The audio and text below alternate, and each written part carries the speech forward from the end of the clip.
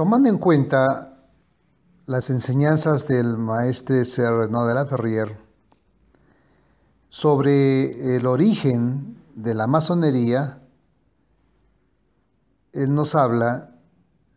de que los orígenes se pierden en la noche de los tiempos. Llamaríamos una especie de masonería prehistórica. Él menciona que en la parte profunda del Gran Oriente Universal, en las cuales se ha visto ciertas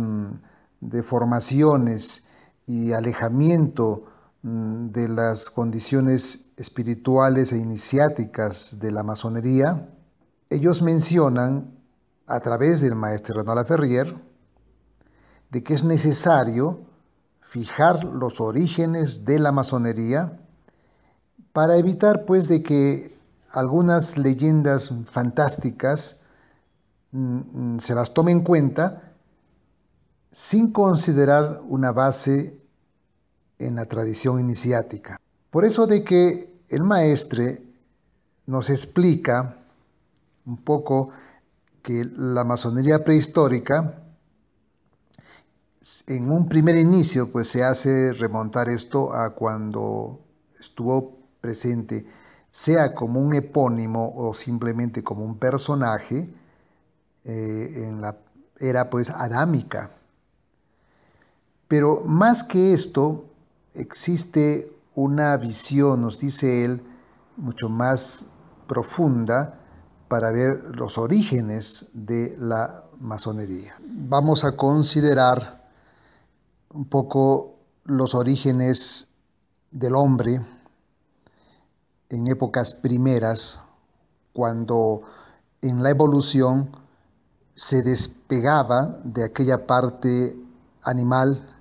y tenía el pensamiento, la libertad y el razonamiento que es propio del ser humano. En esos tiempos, cuando el hombre se desapegaba de la animalidad, tenían diferentes formas de comunicación, muchas de ellas eran más simbólicas, y es por esto de que los primeros diálogos que ellos manifestaban en la intercomunicación se llamaban aquellos sonidos que estaban basados en un aspecto onomatopéyico, o sea, reproducían los sonidos de la naturaleza y de los animales, donde se estaba gestando un poco el lenguaje primigenio humano. Pero para rescatar un poco esto es que de todas las sílabas que ellos podían copiar del entorno, había una, dice el maestre, la palabra el o gel, que era considerada sagrada, la primera palabra sagrada, porque representaba, por decir de una manera, al Creador, a la divinidad. Esta palabra quizás podría ser un poco la palabra perdida, en que al representar la parte más espiritual y divina, era considerada de una manera muy especial, fuera o alejado de otras sílabas que ya podían denotar todo lo que vivía el hombre en su entorno. Entonces, en estos momentos en que el hombre comenzaba a desarrollarse, a avanzar y a evolucionar, las 10 sílabas madres tenían ciertas complejidad en el tiempo, para poder generar un poco la designación de las cosas que vivían, de las cosas que observaban, y representada a través de lenguaje, pero basado principalmente en estas 10 primigenias sílabas,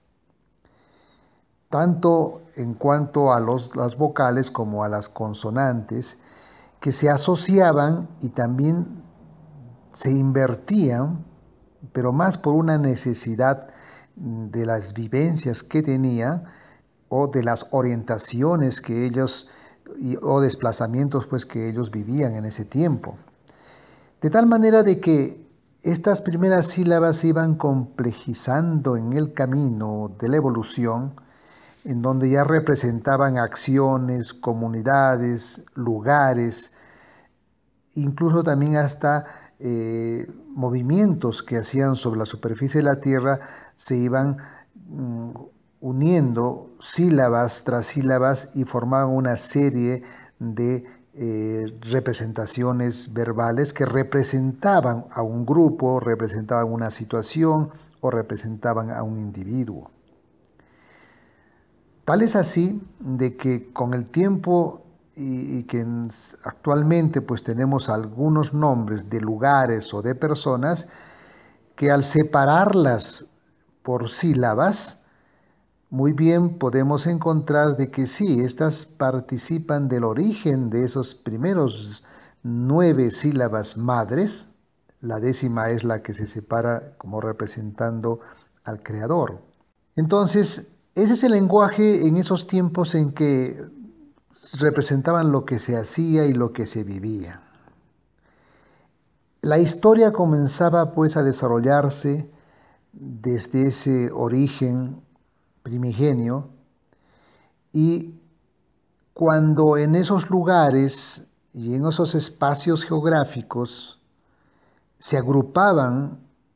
los individuos, siempre había una persona, un individuo o un grupo que mantenía en alto esa palabra sagrada que representaba al Creador. Y no solamente lo mantenían como palabra, sino vivían alrededor de ello y a la altura que merecía la dedicación hacia el contacto con la divinidad. Estos grupos se diseminaban, ya sea por circunstancias propias de la evolución de las capas terrestres, de los lugares en que se agrupaban, tenían siempre una característica sagrada quienes conservaban esta sílaba que representaba a Dios, y eran pues justamente los sacerdotes que se encargaban de custodiar esta presencia de lo divino en lo humano. En los lugares en los cuales se agrupaban los individuos, las personas, pues había siempre una élite sacerdotal, ya sea en la zona de los caldeos, o en los egipcios, o en los hindúes, o en los chinos, en los mayas, o en los preincas. Siempre existía un grupo humano que tenía una casta sacerdotal. Y estos son los que conservaban por épocas las ciencias para regresar al divino origen. Uno de estos sacerdocios que tanto en Medio Oriente como también en Oriente o en América conservaban las enseñanzas y los conocimientos y trataban de preservarlos. Y tomemos en cuenta uno de ellos como una línea de los varios grupos que hay. Guardaban aquellos conocimientos que permitían justamente este contacto en una zona, y justamente buscaban las montañas más altas para poder preservar en grutas o en cuevas estos conocimientos. De tal manera que en la evolución de la Tierra habían siempre movimientos terrestres en las que algunos de ellos tenían la experiencia del hundimiento y buscaban pues las altas montañas para preservar estos conocimientos. Y el maestre dice que uno de esos sacerdocios llevaba el nombre de Mahelsa. Mahelsa. En el lenguaje preadámico, que tiene pues raíces incluso desde los atlantes, la sílaba ma representa o se traduce como agua. Hel es la palabra sagrada que representaba la unión con el Creador, y Sa era la zona o el lugar donde estaba pues germinando este culto. Entonces, este sacerdocio que se llamaban los sacerdotes Mahelsa, con el tiempo tenía ciertas reformas y terminaba siendo la palabra Maísa o Mahel Isa, que terminó siendo Moisa o Moisé, porque Ma significa el agua,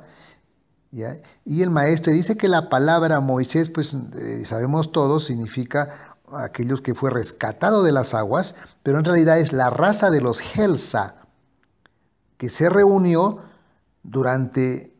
las aguas, o sea, en el caso del diluvio.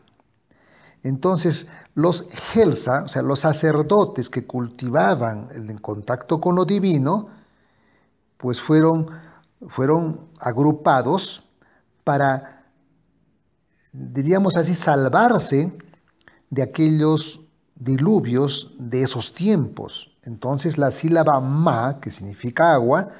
son los que pudieron salvar de las aguas el conocimiento sagrado de lo divino. Por eso se llaman los Mahelsa. Entonces nos viene pues una leyenda de Moisés salvado, el niño salvado en las aguas, pero realmente hay un trasfondo más profundo como lo que acabamos de ver, que son los sacerdotes cultivando la relación con lo divino en la zona, en los lugares que pueden haber escapado de este acontecimiento del diluvio. Entonces se les llama los Mahelsa. Y estos sacerdotes escaparon hacia los montes más elevados. Uno de ellos, podríamos tomar en cuenta el monte de Senahel o Sinaí. Monte de Sinaí, que nos habla en la Biblia, pues realmente son los Sanahel, donde aún interviene pues el culto, el cuidado y el custodio de esta palabra sagrada que es el contacto con lo divino. Entonces los Mahelsa o Moisa o Maísa pudieron rescatar, agrupar aquellos conocimientos iniciáticos perdidos y que estaban un poco diseminados por los acontecimientos vividos por el diluvio, y estos fueron reunidos, los Helnasa, que termina siendo Genasa o Génesis. Entonces el Génesis que nos habla pues en la Biblia simplemente es una deformación de la actitud de aquellos que estaban reuniendo los conocimientos un poco esparcidos, los Genasa. Ahora bien, todo esto en una de las líneas que fueron conservadas por los sacerdotes, los Mahelsa, como también pueden ser otro grupo que custodian la luz y el regreso a lo divino de otros lugares, sea en el Oriente, el Medio Oriente, incluso en América. Pero estamos tomando esta línea de los Mahelsa porque ese es un poco lo que va a venir como generado hacia la masonería actual, que debieran conservar la palabra perdida, que es la palabra sagrada, Hel. Entonces, en estas situaciones de estos grupos Mahelsa, en la que estaban pues en un medio un poco difícil y estaban buscando conservar la llama sagrada, pero también habían dentro de esos grupos esparcidos aquellos que querían apagar esa llama sagrada. Por lo tanto, este sacerdocio Mahelsa o Masa tuvieron que reunirse en forma discreta con ciertos grupos en forma clandestina. Y es así de que estos pequeños grupos que conservaban el saber original, llamemos como el maestre los llama, la casta secreta de los Masa o masón. De tal manera que estos sacerdotes Masa, que son los Mahelsa, conservaron este culto, esta tradición iniciática, este respeto y veneración a Hel, que muchas veces terminó siendo en forma poco deformada por los hebreos como el culto pues al creador a través solamente de una palabra Hel que terminó teniendo pues otras connotaciones y que más adelante los hebreos, y eso se estudia en la Cábala, denominan al creador con la palabra Elohim, que no es más que Hel Am. Si invertimos la palabra ma y te ponemos la a y resulta am, entonces nos está hablando de una cierta tergiversación de aquel conocimiento conservado y salvado del diluvio, que tiene relación con la parte divina Hel, termina siendo Hel Am o Elohim, que viene a ser, como el maestro menciona, el alma de Hel, o sea, aquello que cubre el verdadero sentido del contacto con lo divino. Y este Elohim, que no es más que Hel Am, dice el maestre que es una invocación superior a Jehová o Jehová, que también es una alteración, porque Elohim o a Elohim es un poco el nombre que se le da al creador, pero como en el acto de la creación, y que puede derivar de una raíz a él, que separándolo representa el Hel, que es la palabra que fue custodiada por los primeros sacerdotes Mahelsa. Entonces, esta línea sacerdotal de los Mahelsa, Masón, tuvieron que discretamente reunirse para conservar la llama sagrada y tenían que tener el cuidado necesario, por eso utilizaban ciertos gestos, palabras o signos para poder identificar a quienes están dentro de esta custodia de la luz,